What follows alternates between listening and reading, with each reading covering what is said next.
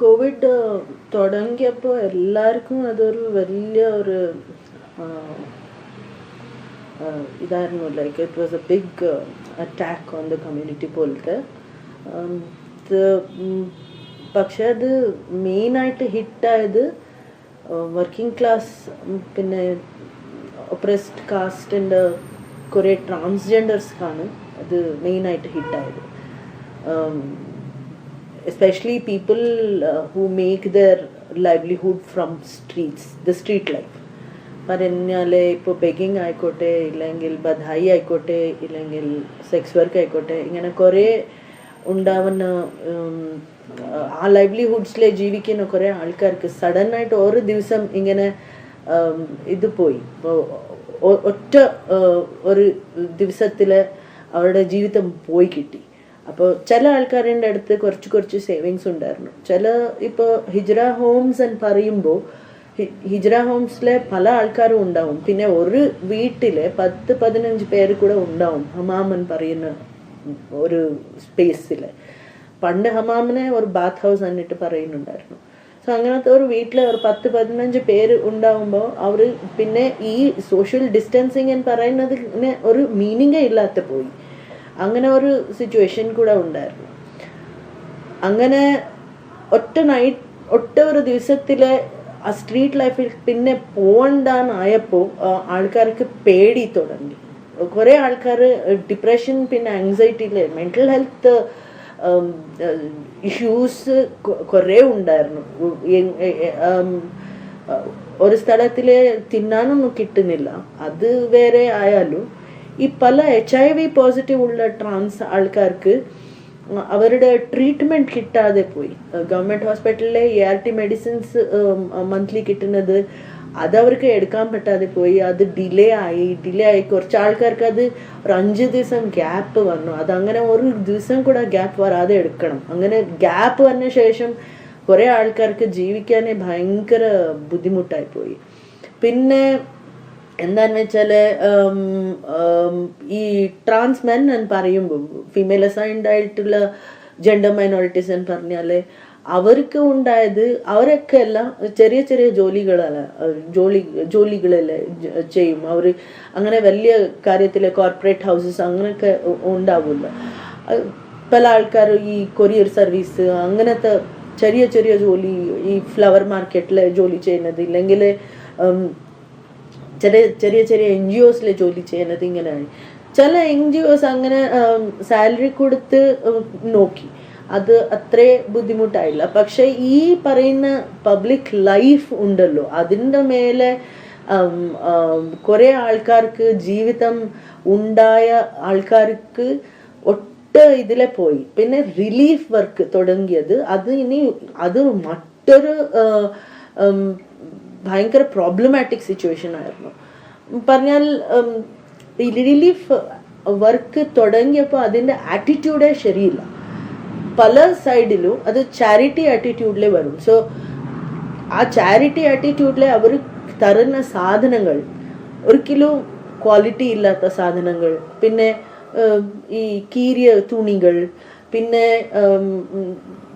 ശരിക്കും ആൾക്കാർ ഇങ്ങനെ ആലോചിച്ച് ആ റിലീഫ് തരുന്നില്ല.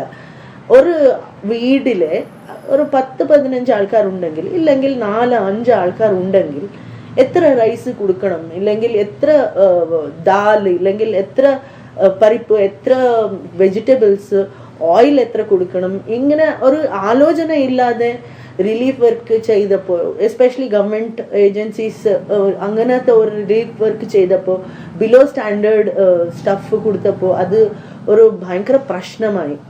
ഇവിടെ ഇത് പല ആൾക്കാർക്കും ആയെങ്കിലും ട്രാൻസ് ആൾക്കാർക്ക് അത് it came with extra stigma and prejudice. പറഞ്ഞാൽ ഇവർക്ക് എന്ത് കൊടുത്താലും നടക്കും, ഇവർ അങ്ങനെ ഒരു റെസ്പോണ്ട് ചെയ്യാത്ത ആൾക്കാർ, ഇങ്ങനെ ഒരു ചില ആറ്റിറ്റ്യൂഡ്സ് ഉണ്ടായിരുന്നു. പിന്നെ പല ആൾക്കാർക്കും ഞങ്ങൾ ഈ ടൈമിലെ ട്രാൻസ് ആൾക്കാരനെ സപ്പോർട്ട് ചെയ്തു എന്ന് പറഞ്ഞ് കാണിക്കുന്ന ആ ഒരു പൊങ്കച്ചം ഉണ്ടായിരുന്നു. സോ അങ്ങനെ ഉള്ളപ്പോൾ അവർ അതിനു വേണ്ടി ഫോട്ടോ എടുക്കാൻ ചോദിക്കും. പല ആൾക്കാരും ഔട്ട് ആവാത്ത, ഇല്ലെങ്കിൽ സ്ട്രീറ്റിൽ ജീവിക്കുന്ന ആൾക്കാർ, സ്ട്രീറ്റിലെ സ്ട്രീറ്റിലെ അവരുടെ ജീവിതം ഉണ്ടാക്കാനുള്ള ആൾക്കാർക്ക് നീ ഫോട്ടോ എടുത്ത് നാളെ ഫേസ്ബുക്കിൽ വന്നാൽ അവരുടെ ഫീലിങ്സ് എന്താവും. അങ്ങനെ ഞങ്ങൾ ഫോട്ടോ എടുത്തോട്ടെ എന്ന് കൂടെ ചോദിക്കുന്നില്ല. ഞാൻ ഇങ്ങനെ കൊടുക്കുന്ന ഫോട്ടോ ഞാൻ എടുത്തിട്ട് അത് പബ്ലിഷ് ചെയ്തേ പറ്റൂ. ഇങ്ങനെ ചില ആറ്റിറ്റ്യൂഡ്സ് ഓഫ് ദി ഡോണേഴ്സ് അത് ഭയങ്കര പ്രശ്നമായിരുന്നു. പക്ഷെ ഇതിൽ ഫ്ലിപ്പ് സൈഡിൽ there was very interesting turn. ഈ ബാംഗ്ലൂരിൽ പിന്നെ പല സ്റ്റേറ്റിലും ഇത് ഉണ്ടായിരുന്നു. ബിക്കോസ് പല ട്രാൻസ് ആൾക്കാർ അവർ തന്നെ ഈ റിലീഫ് വർക്ക് ചെയ്യാൻ തുടങ്ങി.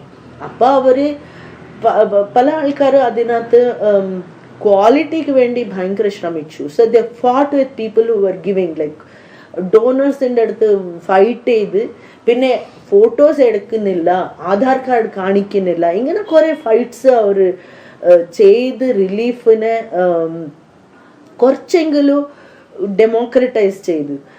ഇല്ലെങ്കിൽ ആ ഒരു ഡിസ്ക്രിമിനേഷൻ, ആ ഒരു പ്രെജുഡീസ് അത് ഒരു സ്ഥലത്തിലെ കുറച്ച് കൂടുതലായാലും എന്ന് പറഞ്ഞാൽ ഒരു ആറ്റിറ്റ്യൂഡ് വന്നു.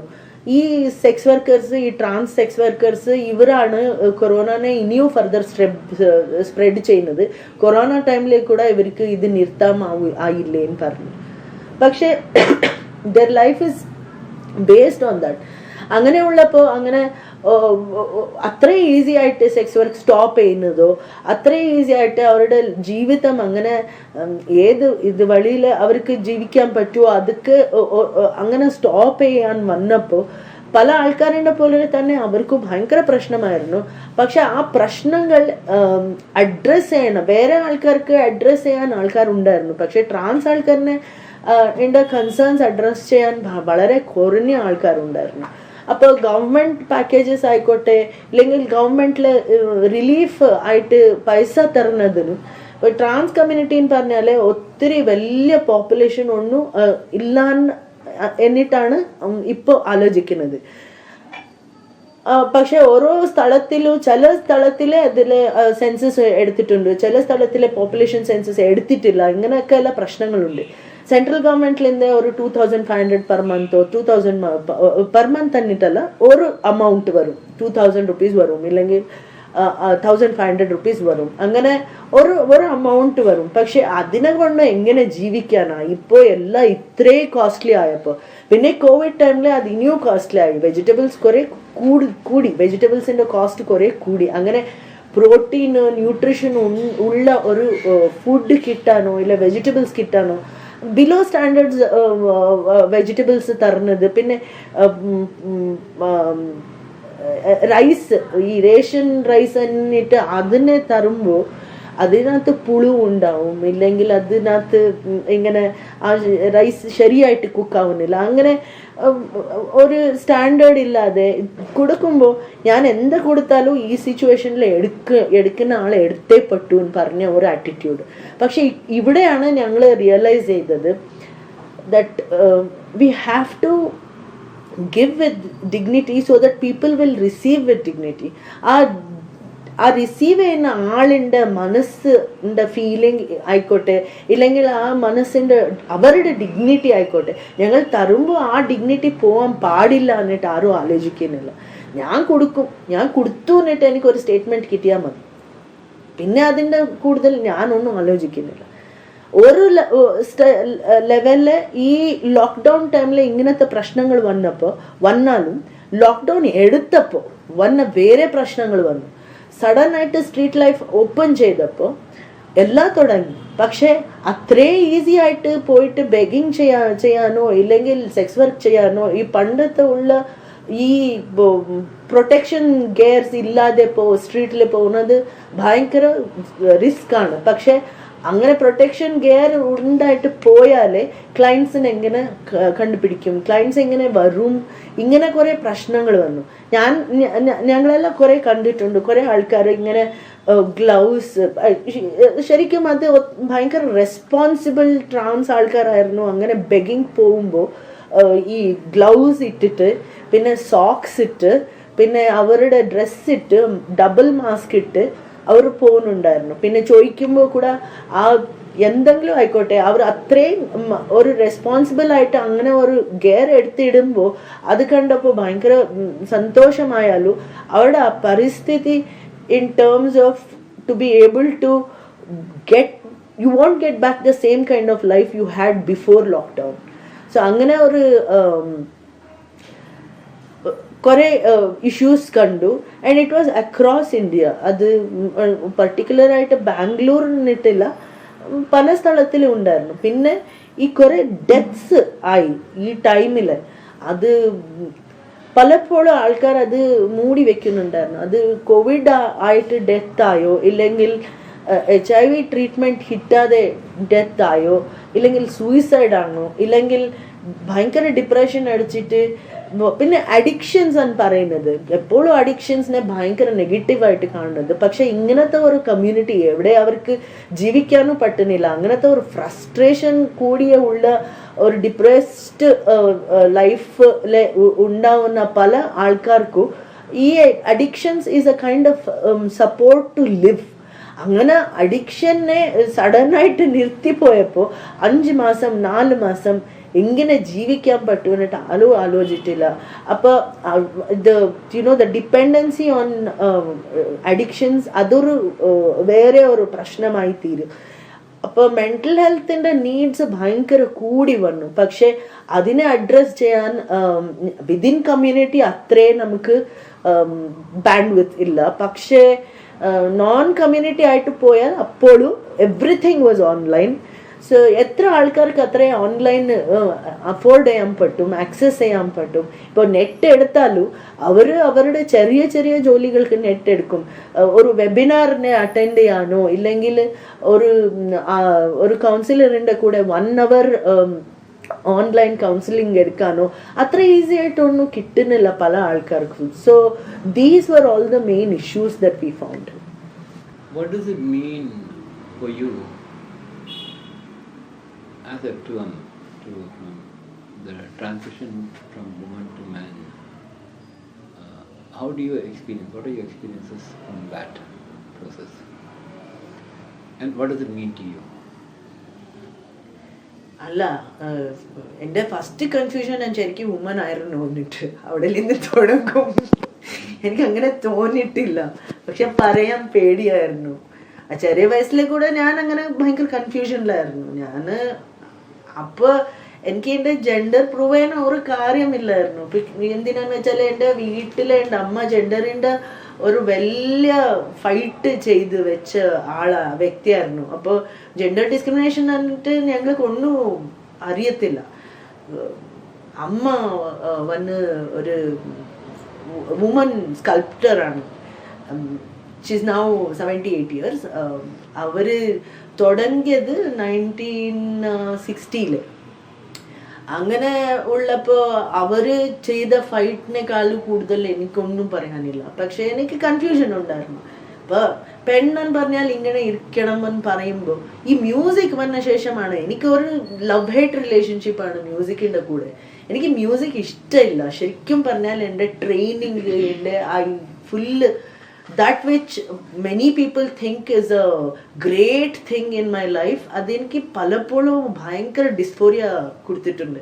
എന്ന് പറഞ്ഞാൽ ഇപ്പോൾ മ്യൂസിക്, ഐ എൻജോയ് മ്യൂസിക്. പക്ഷേ ആ മ്യൂസിക്കിൻ്റെ കൂടെ വരുന്ന ഈ പെണ്ണായിട്ട് സാരി ഉടുക്കണം, കുങ്കുമം വെക്കണം, ബാംഗിൾസ് ഉണ്ടാവണം, ലോങ് ഹെയർ ഉണ്ടാവണം, പിന്നെ പെട്ടെന്ന് വിതിൻ 22 years കല്യാണം കഴിക്കണം, കുട്ടികൾ ഉണ്ടാവണം, കുട്ടികളുണ്ടായ ശേഷം വിതിൻ സർട്ടൻ ഇയേഴ്സ്. ഈ in and out of music for women എനിക്ക് മനസ്സിലായില്ല. പിന്നെ വിമൻ എന്ന് പറയുമ്പോൾ സാരി ഇല്ലാതെ വേറൊരു ഡ്രസ് ഇല്ല. അങ്ങനെ ഞാൻ എൻ്റെ കോൺസേർട്സിൽ ഞാനത് ബ്രേക്ക് ചെയ്ത് പണ്ട് തുടങ്ങിയപ്പോൾ ആൾക്കാർ എങ്ങനെ കോൺസേർട്ടിൽ ഇല്ലെങ്കിൽ ഈ കർണാടക ട്രഡീഷണൽ ഡ്രസ് ഉണ്ടല്ലോ, ബ്ലൗസ് പിന്നെ ലോങ് സ്കർട്ട് ഇല്ലെങ്കിൽ സാരി. അങ്ങനെ എനിക്ക് അത് ശരിക്കും ഇടാൻ ബുദ്ധിമുട്ടാണ്. പിന്നെ അതിട്ടാൽ ബോഡിയിൽ ഇത്ര ഡിസ്കംഫർട്ട് പാടാൻ ബുദ്ധിമുട്ട്. അത് ആർക്കും മനസ്സിലാവുന്നില്ല, എത്ര പറഞ്ഞാലും മനസ്സിലാവുന്നില്ല. പിന്നെ എനിക്ക് ആ സാരി മെയിൻറ്റെയിൻ ചെയ്യാനും വരുന്നില്ല. അങ്ങനെ ഒരു കോൺസേർട്ടിലെ ഞാൻ പാടി പാടി പാടി വരുമ്പോൾ പിന്നെ ഞാൻ നോക്കില്ല, എൻ്റെ സാരി അങ്ങനെ എന്താ പറയുന്നു, ഇങ്ങനെ പോയിട്ടുണ്ടായിരുന്നു. ഞാൻ അറിയാതെ അങ്ങനെ എഴുന്നേറ്റ് നിന്നു, ഞാൻ ചെടിയിൽ നിന്നു. അപ്പൊ എന്താ ചെയ്യാനാ എനിക്കറിയില്ല. എല്ലാരും ക്ലാപ്പ് ചെയ്യാതെ ഇങ്ങനെ ഭയങ്കര ഷോക്ക്ഡായിട്ട് നിന്നു. ഞാൻ പിന്നെ എൻ്റെ സാരി ഇങ്ങനെ എടുത്ത് പിടിച്ച് ഉള്ളിലോടി. അപ്പൊ എനിക്ക് കിട്ടാൻ ഉണ്ടായിരുന്ന ക്ലാപ്സ് കൂടെ മിസ്സായി. ഇങ്ങനെ ജെൻഡർ എനിക്ക് ഇങ്ങനെ ഭയങ്കര ഡിസ്പോറിയ അല്ലാതെ ഒരു ചീത്ത പേര് കൊടുത്തിട്ടുണ്ട്. അങ്ങനെ ഉള്ളപ്പോ എനിക്ക് ശരിക്കും അങ്ങനെ തോന്നിയിട്ടില്ല, ഞാൻ അങ്ങനെ പെണ്ണായിരുന്നു എന്നിട്ട് എനിക്ക് തോന്നിയിട്ടില്ല. പക്ഷെ അത് പറയാൻ ഭയങ്കര പേടിച്ചിട്ട്, പേടി എന്തിനാന്ന് വെച്ചാല് ഈ ആൾക്കാർ ഇത്രേ കൺസർവേറ്റീവ് ആണ്, ആലോചിക്കുന്നതിൽ കൺസർവേറ്റീവ് ആണ്. ഞാൻ ഫസ്റ്റ് ജെൻഡർ ട്രാൻസിഷനെ കുറിച്ച് ആലോചിച്ചപ്പോൾ ഒരു കൺസേൺ ഉണ്ടായിരുന്നത്, ഇപ്പോൾ ഉണ്ടാവുന്ന മ്യൂസിക് പോയാലോ എന്ന് പറഞ്ഞ. അപ്പോൾ മ്യൂസിക് പോവോ ഇല്ലയോ? എനിക്കൊരു ഫ്രണ്ട് ഉണ്ട് ജി എന്നിട്ട്, അവന് ട്രാൻസ്മാൻ ആണ്. അവനാണ് ഫസ്റ്റ് പറഞ്ഞത്, നിന്റെ വോയിസ് ഇങ്ങനെ ഇപ്പോൾ ഉണ്ടെങ്കിൽ ട്രാൻസിഷൻ ആയ ശേഷവും നിന്റെ വോയിസ് അങ്ങനെ ഒരു ടെക്സ്ചർ കൂടി വരും. അത് അല്ലാതെ നിന്റെ പ്രാക്ടീസ് ആയിക്കോട്ടെ, നിന്റെ മ്യൂസിക് ആയിക്കോട്ടെ ഒന്നും പോകുന്നില്ല എന്ന് പറഞ്ഞ് അതൊരു വലിയ എനിക്ക് ആശ്വാസമായി. അപ്പോഴാണ് എനിക്ക് ഇനി കുറച്ച് ധൈര്യം വന്നാണ് ട്രാൻസിഷൻ ചെയ്യണമെന്ന് പറഞ്ഞു.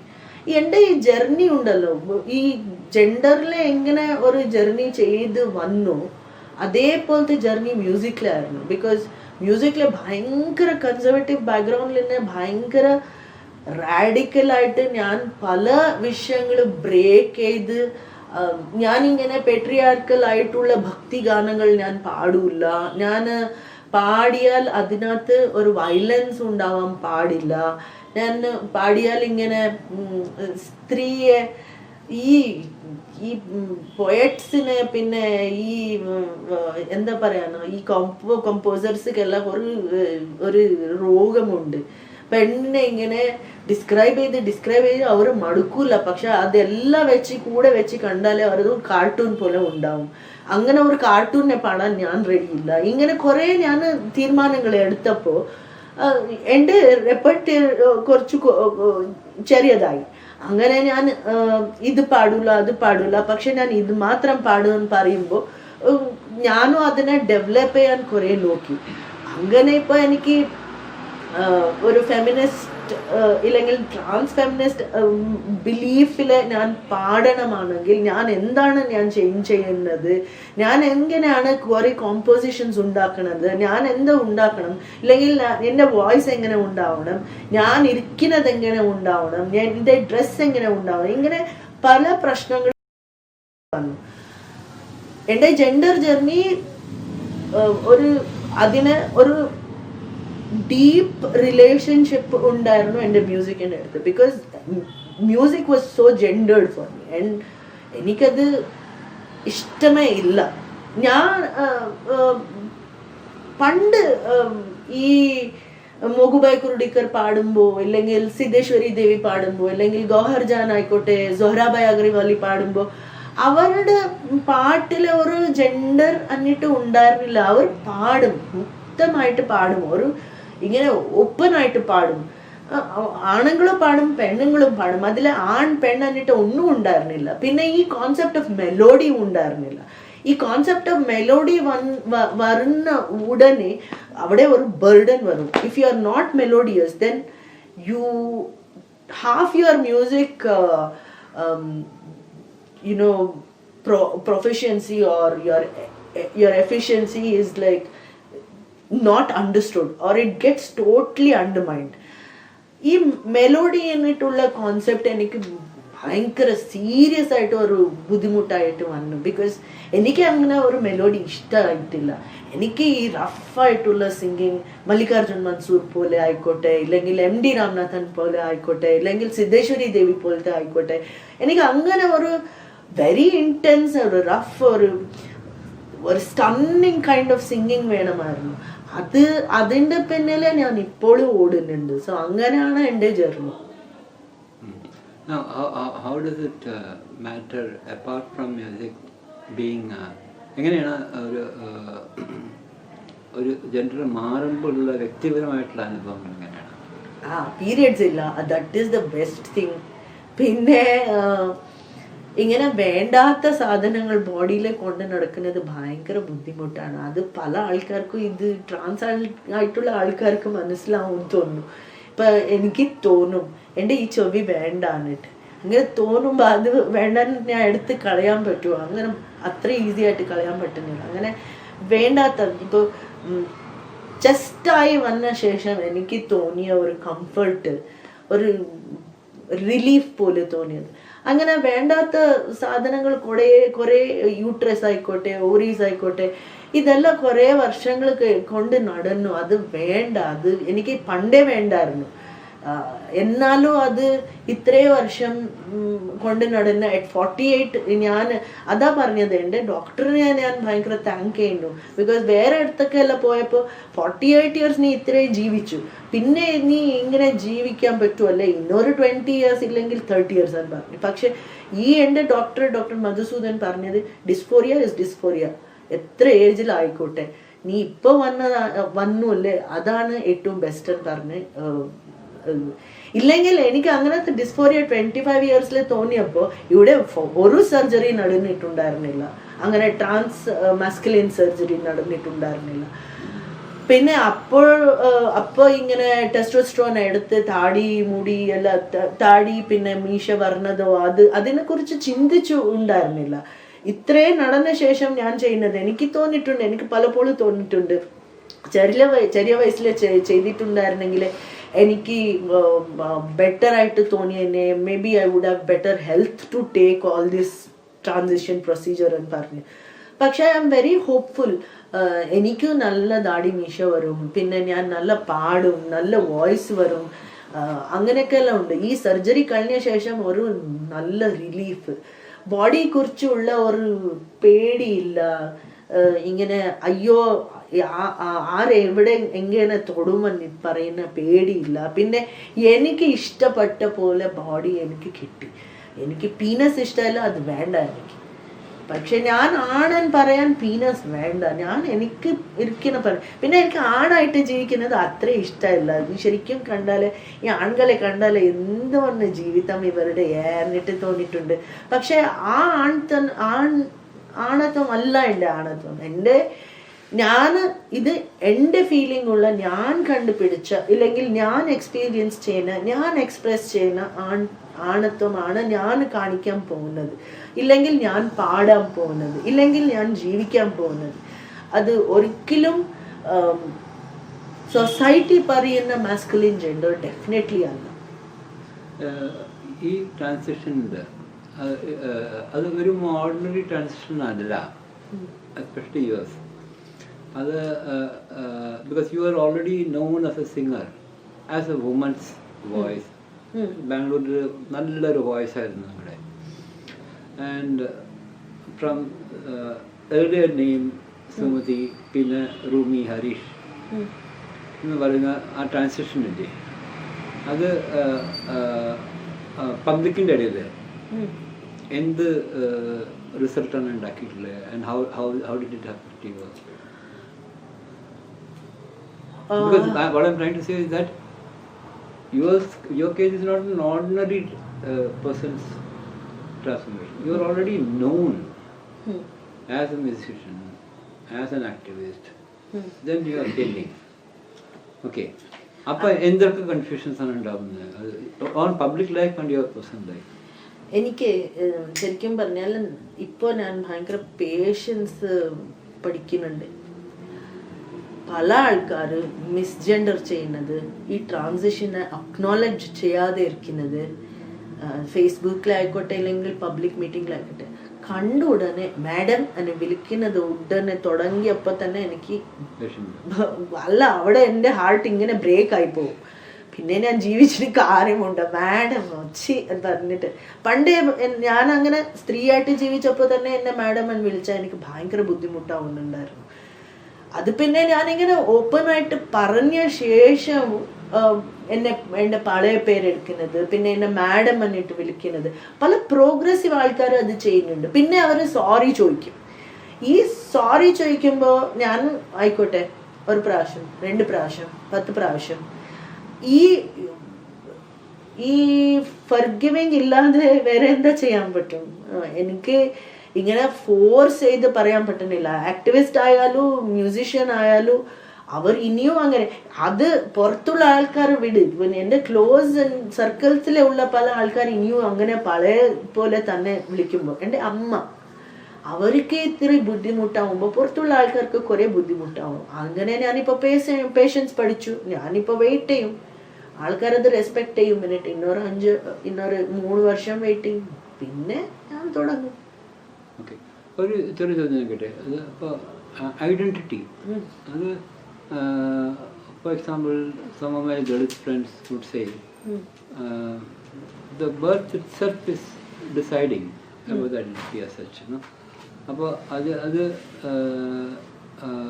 അതിനുള്ള കൺവീനിയൻസുകളും അതിനുള്ള പെർസിക്യൂഷനും by birth it is decided. Now overcoming that, അത് സോഷ്യലായിട്ടുള്ള ഓവർകമ്മിങ്ങും ആൻഡ് ദിസ് ട്രാൻസിഷൻ, അത് ഇത് എങ്ങനെയാണ് അത് ഡീൽ ചെയ്യുന്നത്? Can one deal the limitations of birth? And of course we can deal with the limitations of birth, and that's how we are trying to deal with it. Or see, dysphoria പല ആൾക്കാർക്കും പല രീതിയിലും ഉണ്ടാവും. Body dysphoria മാത്രമല്ല, അതൊരു മാനസിക രീതിയിലും ഉണ്ടാവും. ഇപ്പൊ ജെൻഡർ എന്ന് പറയുന്നത്, gender is so mixed up with biological sex. അതിന്റെ പ്രോസസ്സ് കൂടെ അതിനകത്ത് ഉണ്ടാവും. അപ്പൊ അങ്ങനെ ആ പ്രോസസ്സ്, പിന്നെ ജെൻഡർ, ആൾക്കാർ ഞങ്ങളെ എങ്ങനെ നോക്കും, ഇതൊക്കെ എല്ലാം ഉണ്ടാവുമ്പോൾ അതിലുണ്ടാവുന്ന പെർസിക്യൂഷൻസ് ആയിക്കോട്ടെ, ഇല്ലെങ്കിൽ ചില പ്രിവിലേജസ് ആയിക്കോട്ടെ. പ്രിവിലേജ് എന്ന് പറയാൻ പറ്റുന്നില്ല. C, that is one thing ഞാൻ പലപ്പോഴും ആലോചിച്ചിട്ടുണ്ട്. ഇപ്പോൾ പറഞ്ഞാല് ഒരു സെറ്റ് ഓഫ് ഫെമിനിസ്റ്റ് ഒരു ടൈമിൽ പറയുന്നുണ്ടായിരുന്നു, 2005, 2006, 2010, ഡ്യൂറിങ് ദറ്റ് ടൈം അങ്ങനെ പറയുന്നുണ്ടായിരുന്നു, ട്രാൻസ്മെൻ എന്തുവാ, എഫ്റ്റംസ് എന്തുവാ, നിങ്ങൾ പെണ്ണുങ്ങളായിട്ട് ജീവിക്കാൻ നിങ്ങൾക്ക് അപമാനമാണ്, ആണുങ്ങളായിട്ട് ജീവിച്ചാൽ നിങ്ങൾക്ക് privilege കിട്ടുമല്ലേ.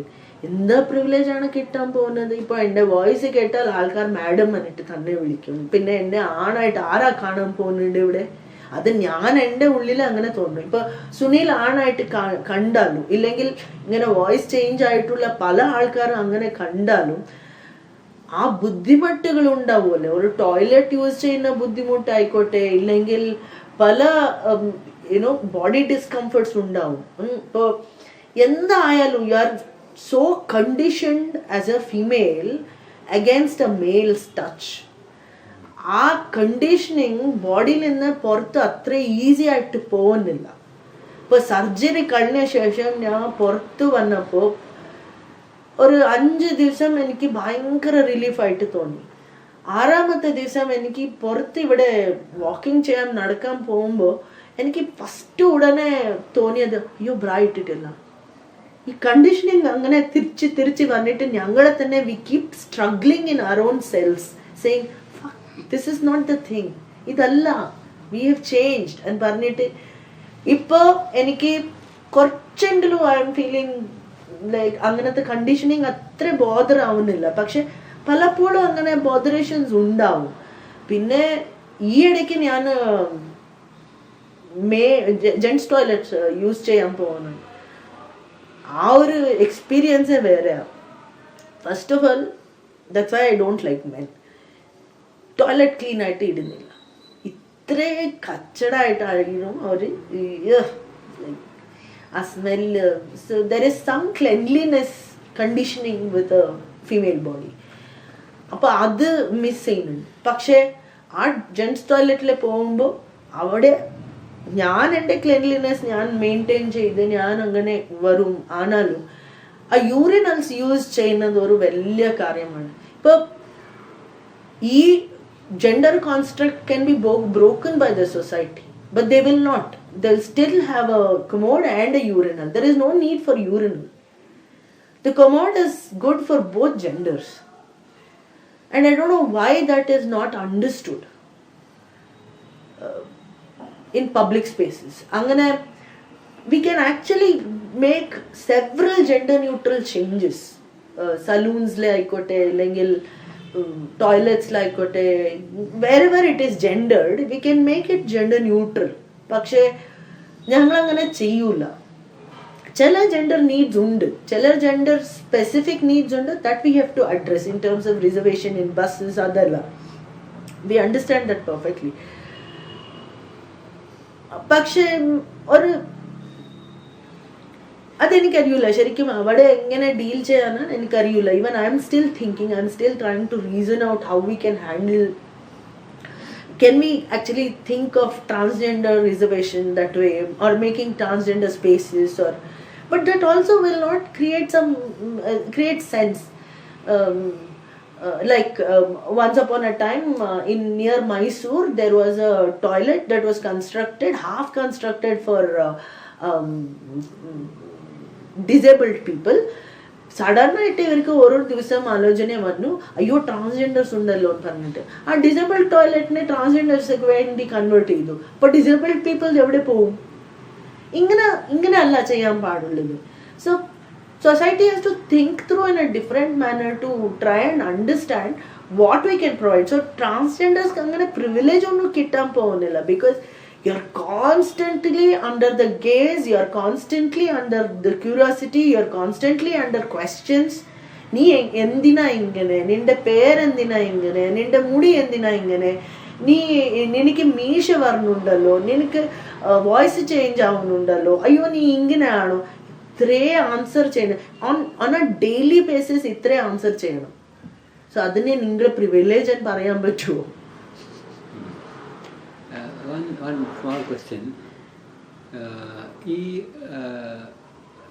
As per the law, the LGBT community as a whole,